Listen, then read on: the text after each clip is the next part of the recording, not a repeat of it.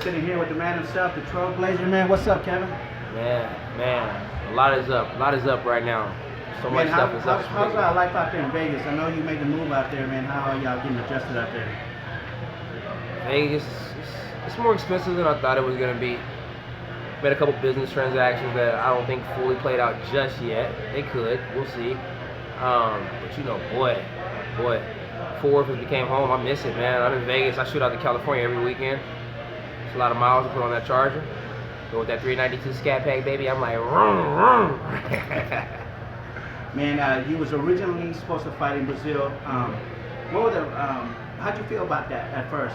You know, you're gonna head to Brazil. I was like, oh man. So they're booking me to go overseas again in November. I was like, at least it's before Thanksgiving. Let's go. So I really, I think last year the flight was a little bit longer. I think last year, it was right during Thanksgiving, like the day after or something like that, or the day of. So that was rough. This one, they've been a walk in the park. A couple days after my birthday, we all know I like a November scrap. You know what I mean? But what way to bring in your New Year? Because my New Year would be November 5th, because that's when I was born, right? So what way to bring in your New Year and be just pouncing your fist off somebody's head or your elbow or your knee? You know what I mean? Especially overseas. Especially overseas and somewhere I've never been before. So I don't really have a problem with fighting in November. You know what I mean? Preferably not on the day of Thanksgiving, but it is what it is. I do what the UFC has. Well, like you just says, I mean, the fight game is what it is. Yeah. You know, fighter pulled out Eric Spicy, so you're stepping up now. Yes. You're not going to Brazil, you're going to Boston now. Boston. Big So- B's Boston, baby. Boston Tea Party. Man, you're going to be facing Brendan Allen. You're going to be walking him in. He's going to be making his UFC debut. Yeah, yes. How you feel about that matchup? Man, it was a matchup that was supposed to happen before. So it was supposed to be, we were supposed to have Coca-Cola downtown Louisiana. That didn't happen for a measly, couple of dollars. Now we get to do some pretty preppy stuff in the UFC, you know what I mean? Have a tea party in Boston. I'm with it. Brendan Allen is somebody that's been on the hit list. I heard he was calling my name on the contenders. So you ask, you shall receive, DC said be careful what you ask for. I'm going to live up to that hype though. He's going to get his shot. I know we made a graphic for you, and as soon as it came out, it caught on fire. And y'all had a little friendly banter. What was that about? Business, man, good business. One thing I can say about Brandon Allen, he knows how to sell. I mean, that's why LFA had him, fighting for the belt so many times. Nothing but respect to the guy, you know what I mean? Like, I like what he did. I like that he got on there. He got my fans enthusiastic about it, and that's what I like. But at the end of the day, he needs to remember one thing. He's stepping up to the big level right now. This is his UFC debut. He did fight in front of Dana White, Contender Series. I've been there. UFC, it's different. I don't choke. He does. I put up a good fight against a killer, Thiago. Super short notice. He's fighting me. I got 2 times, 3 times the amount of time that I had to fight Thiago on this one. I did good against Thiago. I'm going to kill Brandon Allen. This is his UFC debut. Big lights, big crowd. He choked in every UFC, every LFA title fight that he had until it came down to the 4th try. He didn't get it on the 3rd try. He didn't get it on the 2nd try. Didn't get it on the 1st try, but he got it on the 4th try. He chokes like Tony Romo. Oh, why you got to throw my boy like that? That's why we got rid of him, right? You know what I mean? So, yeah, he's not ready.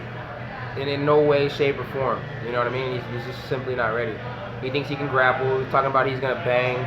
He's not going to bang. He's going to go in there with the same game plan that Mershart had. He's going to go looking to grab. My question is, how fast? Does he stand for a minute and get smacked on by the smack man? Or does he shoot within a minute and does he get choked out? Because his submission game is not that cold-blooded. Mine's is. He's out of that Duke Rufus camp, man. Is it a coincidence you keep getting those guys from out there? No, they're salty. They're salty about the Mershart fight. So they're going to keep gunning for me. I hate that they're gunning for me. I've always been a Duke Rufus fan, since Showtime Pettis. Before Showtime Pettis got the kick off the cage on Benson Henderson. But that did sell me for life. So I'm always going to be a fan of the Duke Rufus camp. But when you come my way, your head will get chopped off. And that's as simple as it is. And then Belal Williams decided he wants to come up to 85 after this and give it a shot like he was jumping in my inbox and saying, "Flap, flap." It'll be him too. Do you still get fighters calling you out through your DMs? I get fighters that hit me up, even though we're in the UFC and I'm at kind of like the bottom of the totem pole. They're still calling me out. For what reason? because the bet odds is always on your boy Kev. So, I mean, they know what's up. Everybody knows what the future is. I'm glad it's Asanya right now, but they know where it's coming. They know where it's at. You're heading into your 5th fight. You're 3-1 in the UFC. What's it like so far? You know, a lot of fighters, their dream is to make it to the UFC. You've done that. Now you're on your 2nd contract, which a lot of fighters don't get that opportunity. You did. So what's it like? What kind of advice you would give to someone? My advice, best advice I can give to them. You know what I'm saying, my man? This is from me to Texas MMA Roundup fans. The best advice I can give you guys. Stop just trying to get to the UFC. Stop it. You guys get there, you get your butt whooped, and then you're out of the UFC. Stop trying to get to the UFC. Start trying to be the best. The best you can be in your weight class, the best you can be when it comes to combat sports. Believe that you can be better than Bruce Lee. Believe that you're the son that Ali wishes he always had. Go out there with great confidence. And if people tell you you're being cocky, they've never been in your position before. They've never flown a jet. They've never been in a position where they're sitting on a spot where they could possibly be worth billions, not just millions. It's up to you. Stop wanting to get to the UFC. Wanting to do more. You want to be the champ. Champ of what? Every organization there is. Why? Because if you're young, you can do that. If you're old, you're not that old. There's older. And I know you had a strong opinion about amateur records, and in your opinion, your story is different. You was a different breed. Yeah. About how many amateur fights you think you should have, in your opinion, and before you want to go pro, before you start getting paid? I did 5. I did 5 amateur fights. I think my 5 amateur fights were fantastic. I went 5-0 as an amateur. I also had 1 Muay Thai fight as an amateur, so you can say I had 6 amateur fights. I spaced my amateur career out. I started off doing martial arts younger than 16, but 16 was when I actually got into it. It was something I wanted to do. Didn't have my first Muay Thai fight until I was 18. That was 2 solid years of Kung Fu and about a solid year of Muay Thai before I decided to step foot in it. You say how many fights do I think they should have? I think they should have at least 5. At least 5. I think if they have more than 7, I think they're doing too much. I think if they have an undefeated record and they come from maybe a wrestling background, I think maybe 3 could be enough. You asked me how many fights did Travis Lutter have before he went pro? 0. That was back in the day, this is now. Boxers have a lot of amateur fights. This ain't boxing, bro. You get cut open in this game. Really easy. Gloves are small, knees are hard, head kicks suck, shins across the motherfucking nose. That ain't fun. So if your coach is sitting up there telling you, hey, you're 5-0, but I want you to do another amateur fight.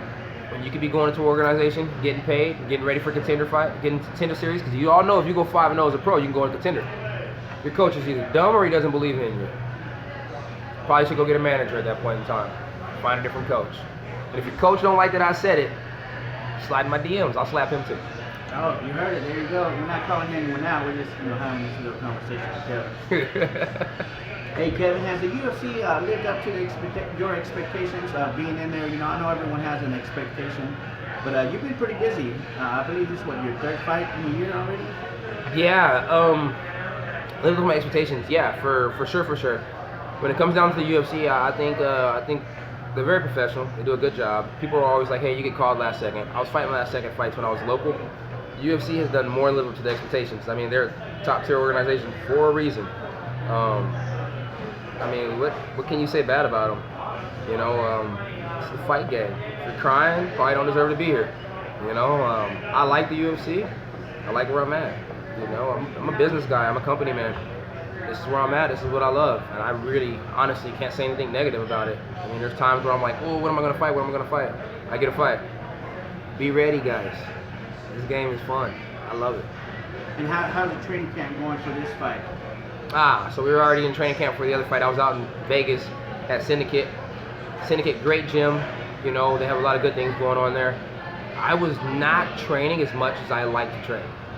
Why? It's just I guess I was missing my boys. I was missing the gym. You know what I mean? I was just missing my original coaches and my teammates and stuff. So I got back right in time, right before they told me, hey, you got the Brandon Allen fight. So training camp so far I think is going pretty good. I was getting great work in Vegas. It's just, to me, if you go to the gym 5 days a week, but all you did was go once a week, one time during the day, it's not enough. You know, I'm out here, I'm gonna go 2 times, you know what I mean? I'm gonna go 3 times, you know what I mean? I'm gonna go 4 times. Why? Because everywhere I go, I got a bro. You know, what's better than kicking it with the bros? Hey, you heard that, man. I know they love having you around, man. I mean, the guys, you see them all on social media. Hey, man, you know, that's dope, man. They come back and you still showing love, you know. Yeah, you moved away to grow, you know, as a man and, you know, personal. Still some new tricks. Yeah, I'm just stealing stuff to bring it back to my boys. Share the knowledge, man. Yeah. You better suck it up. Yeah. Any last words you want to tell anyone? You got anything to say to your fans, sponsors? Man, Texas MMA Roundup, you guys always do a great job. Thankful for you guys for the graphics and everything you guys do. Jim Ross Law Group. Everybody knows if you're in Arlington, you're in the DFW, you get in some trouble, you better go see Jim Ross. If not, you're gonna lose. Big shout out to XKO for life. You might have to get that right here or something. Big shout out to Top Notch Innovations. You need your fence fix, your house fix. You know, hit up Top Notch, man. That's what he does. And man, shout out to everybody out here in the DFW area, man. You know, my Team Looter crew, CD Powertrain, and you know, Lamb Striking System. Let's get it. And one last message. You got a message for Brandon Allen? Watch what you ask for, boy. I'm gonna beat your motherfucking ass. I know I ain't supposed to cuss, but I'm gonna beat your motherfucking ass, boy. I'm telling you, ain't no joke out here. Kevin Trailblazer Holland, keeping it real right here. Yeah.